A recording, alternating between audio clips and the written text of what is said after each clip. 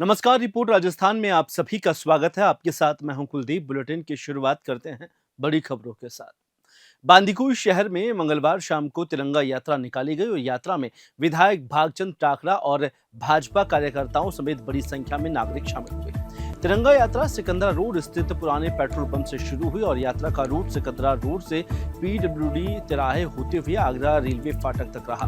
फिर station road और बसवा रोड तिराहा होते हुए यात्रा भक्ति आश्रम गोपाल बगीची पर समाप्त हुई। यात्रा के दौरान लोगों ने भारत माता के जयकारे लगाए और शहर में विभिन्न स्थानों पर नागरिकों ने यात्रा का स्वागत किया। विधायक टाकरा ने कहा कि इस तरह की यात्राएं लोगों में देशभक्ति की भावना को मजबूत करती है।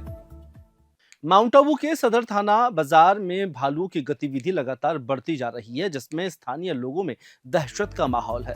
बीती रात 3 भालू सदर बाजार पहुंचे और दुकानों में तोड़फोड़ किए। स्थानीय लोगों ने उन्हें भगाने का प्रयास किया, लेकिन वन विभाग की ओर से अभी तक कोई प्रभावी कार्रवाई नहीं की गई है।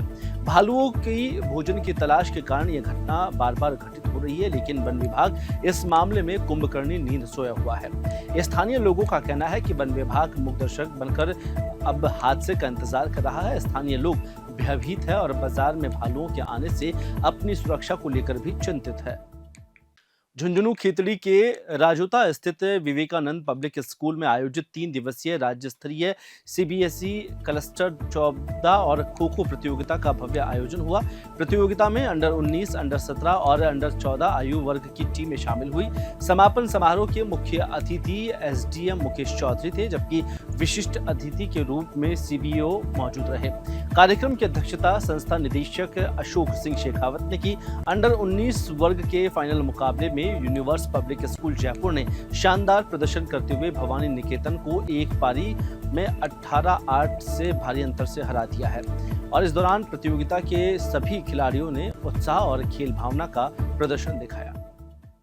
खो खो स्टेट चैंपियनशिप का आयोजन विवेकानंद पब्लिक स्कूल में 10 अगस्त से 12 अगस्त के मध्याह्न आयोजित किया गया, जिसमें विजेता टीमों को उपविजेता, विजेता और तृतीय स्थान पर रहने वाली टीमों को पारितोषिक वितरित किया गया। सभी टीमों ने बहुत ही उत्साह से, स्पोर्ट्समैन स्पिरिट से और अनुशासन के साथ इस पूरी प्रतियोगिता में भाग लिया। सभी जीतने वाले और उपविजेता खिलाड़ियों को बहुत बहुत शुभकामनाएं। और इस समापन कार्यक्रम में पधारने के लिए एसडीएम साहब मुकेश जी और सीबीओ मैडम अनुकंपा जी का विशेष आभार और सभी खिलाड़ियों को पुनः बहुत बहुत शुभकामनाएं। धन्यवाद। विवेकानंद जी की इस पावन पुण्य धरा पर आज विवेकानंद पब्लिक स्कूल में खो खो के विभिन्न स्तर के गेम्स का आयोजन किया गया था, जिसमें हमारे मुख्य अतिथि के रूप में एसडीएम साहब उपस्थित थे और उन्होंने पूरे गेम को वॉच किया। और मैं बच्चों को यही कहना चाहूँगी कि खेल को खेल की भावना से खेलना चाहिए।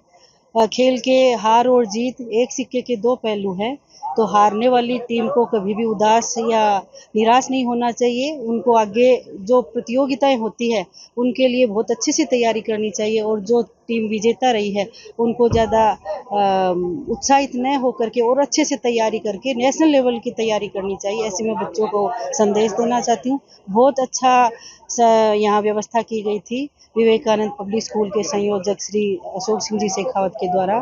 हम उनके आभारी हैं। ऐसे गेम का आयोजन करवाते रहे। धन्यवाद।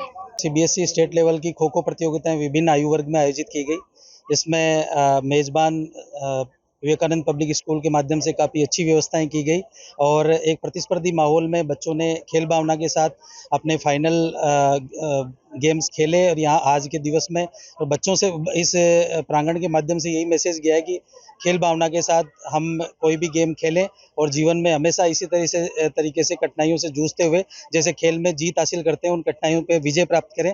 यही आज इस खेल के माध्यम से विद्यार्थियों को भी हमने खेल खेलने वाले विद्यार्थियों को भी हमने ये मैसेज दिया है। एक बार फिर से संपूर्ण विवेकानंद पब्लिक स्कूल विद्यालय के प्रबंधन का, शेखावत जी का मैं आभार व्यक्त करता हूँ कि उन्होंने स्टेट लेवल का ये कार्यक्रम सफलतापूर्वक संपन्न कराया। सर, ये क्लस्टर 14 टूर्नामेंट जिस तरह से यहाँ इन्होंने व्यवस्थाएं दी है, बहुत ही शानदार व्यवस्थाएं यहाँ थी।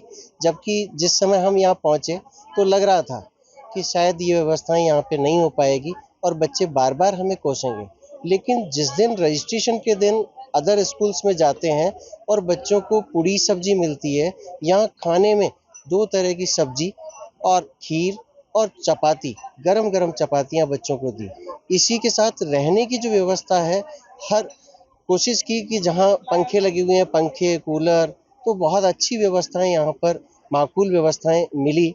खेल प्रतियोगिता के अनुसार खिलाड़ियों के लायक बहुत अच्छी व्यवस्थाएं यहाँ पे थी।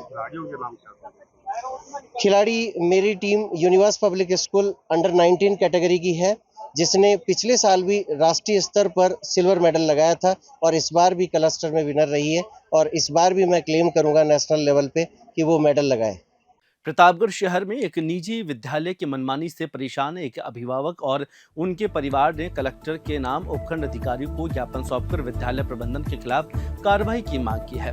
ज्ञापन में बताया गया है कि विद्यालय प्रबंधक पर टीसी जारी न करने, अत्यधिक फीस वसूलने और स्टेशनरी और अन्य सामग्री केवल निर्धारित दुकानों से खरीदने का दबाव बनाया जा रहा है और जैसे गंभीर आरोप भी लगाए हैं। साथ ही उन्होंने बताया कि परिवार के 3 बच्चे स्कूल में पिछले 2 वर्षों में पढ़ रहे हैं और लेकिन न तो पढ़ाई का स्तर संतोषजनक रहा है और न ही फीस की पारदर्शिता है। उन्होंने आरोप लगाया कि स्कूल प्रबंधक द्वारा मनमाने तरीके से विशेष दुकानों से स्टेशनरी ड्रेस खरीदने का दबाव है। गंगापुर सिटी में सुबह उस वक्त हड़कंप मच गया जब कॉलेज के सामने स्थित एक खुले कुएं में एक युवक का शव तैरता हुआ दिखाई दिया। शव दिखाई देने के बाद स्थानीय लोगों ने तत्काल कोतवाली पुलिस को सूचना दी और सूचना मिलने पर पुलिस मौके पर पहुंची, रेस्क्यू ऑपरेशन शुरू किया। कुछ ही देर बाद शव को बाहर निकाल लिया गया। मृतक की पहचान लालू नाथ के रूप में हुई है। पुलिस ने शव को सरकारी अस्पताल के मॉर्चरी में रखवाया है, जहां पोस्टमार्टम के बाद शव परिजनों को सौंप दिया गया है। पुलिस मामले की जांच में जुटी है ताकि मौत के कारणों का पता लगाया जा सके। उधर बारा में सदर थाना पुलिस और वासुदेव गौ सेवा समिति के सतर्कता के साथ ही त्वरित कार्रवाई से मवेशियों की अवैध तस्करी का मामला सामने आया है। समिति के सदस्यों की सूचना पर पुलिस ने धोला कुआं के पास एक ट्रक को रोका, जिसमें क्षमता से अधिक मवेशी भरकर ले जा रहे थे। समिति के सदस्य गौरव निमोदा ने बताया कि ट्रक में केवल 16 भैंसों के परिवहन की अनुमति थी, लेकिन उसमें लगभग दुगनी संख्या में मवेशी भरे जा रहे थे। ट्रक झालावाड़ जिले के रायपुर क्षेत्र से लालसोट की ओर जा रहा था। ट्रक में भरे गए मवेशियों की स्थिति बेहद दयनीय थी, जिसे पशु क्रूरता अधिनियम का उल्लंघन स्पष्ट रूप से प्रतीत होता है। पुलिस ने ट्रक को जब्त कर लिया और चालक के खिलाफ विभिन्न धाराओं में मुकदमा दर्ज कर जांच शुरू कर दी है। उधर पाली में कलजी तीज का पर्व महिलाओं ने उत्साहपूर्वक मनाया, जहां पर दिन भर उपवास रखकर महिलाओं ने मंदिरों और मोहल्लों में मिट्टी से बने शिव पार्वती की प्रतिमाओं की पूजा की और सदा सुहागन रहने का आशीर्वाद मांगा। पूजा के बाद महिलाओं ने कलजी तीज की कथा सुनी और सामूहिक रूप से भक्ति भरे गीत गाए। रात को चांद को अर्घ देकर पति का चेहरा देखकर व्रत खोला गया। सुबह से ही शहर में उत्सव जैसा माहौल था। महिलाएं बाजारों में सत्तू खरीदती, मेहंदी लगवाती और ब्यूटी पार्लर में साज संवरती नजर आई। उधर मारवाड़ जंक्शन के धारेश्वर रेलवे स्टेशन के पास सुबह एक दुखद हादसे में 20 वर्षीय युवक अमन कुमार चलती ट्रेन से गिरकर गंभीर रूप से घायल हो गया। अमन कुमार उत्तर प्रदेश का रहने वाला है, जहां पर आगरा से साबरमती जा रही ट्रेन में यात्रा कर रहा था। धारेश्वर स्टेशन के पास ट्रेन में गिरने के कारण उसके सर और पैर में गंभीर चोट आई है। हादसे के बाद यात्रियों और स्थानीय लोगों की मदद से अमन को तुरंत मारवाड़ जंक्शन से पाली के बागर अस्पताल स्थित ट्रॉमा सेंटर ले जाया गया, जहां उसका इलाज चल रहा है।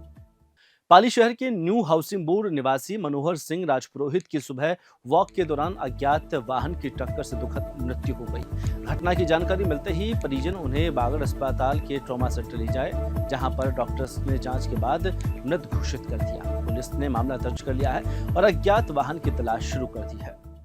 पाली शहर के गांधीनगर चौथे बगीचे के निकट रहने वाले महेंद्र साटिया ने अपने कमरे में फंदा लगाकर आत्महत्या कर ली। जानकारी के मुताबिक महेंद्र की पत्नी और परिवार वाले रिश्तेदार के घर राखी बांधने गए हुए थे। इस दौरान महेंद्र अकेले घर पे था। बताया जा रहा है कि उसकी मानसिक स्थिति ठीक नहीं थी, जिसके चलते उन्होंने यह कदम उठाया। घटना की सूचना मिलने पर परिजन तुरंत बागड़ अस्पताल के ट्रॉमा सेंटर पहुंचे और डॉक्टर्स ने जांच के बाद महेंद्र को मृत घोषित कर दिया। शव को मॉर्चरी में रखवाकर पोस्टमार्टम के बाद शव परिजनों को सुपुर्द कर दिया। पाली जिले के समीप स्थित साबा गांव की रहने वाली एक महिला नैनी देवी की सांप के काटने से मौत हो गई। जानकारी के अनुसार नैनी देवी खेत में काम करने जा रही थी, तभी उन्हें सांप के काट ले जाने से तबीयत बिगड़ी और उन्हें अस्पताल ले जाया गया। उन्हें तुरंत बागड़ अस्पताल के ट्रॉमा सेंटर में भर्ती कराया गया, जहां उपचार शुरू किया गया, लेकिन 2 दिन तक इलाज चलने के बाद नैनी देवी की हालत में कोई सुधार नहीं हुआ और आज उन्होंने दम तोड़ दिया। परिजनों के बाद इस घटना को लेकर जांच की मांग कर रहे हैं। फिलहाल इस बुलेटिन में इतना ही। मुझे दीजिए इजाजत। नमस्कार।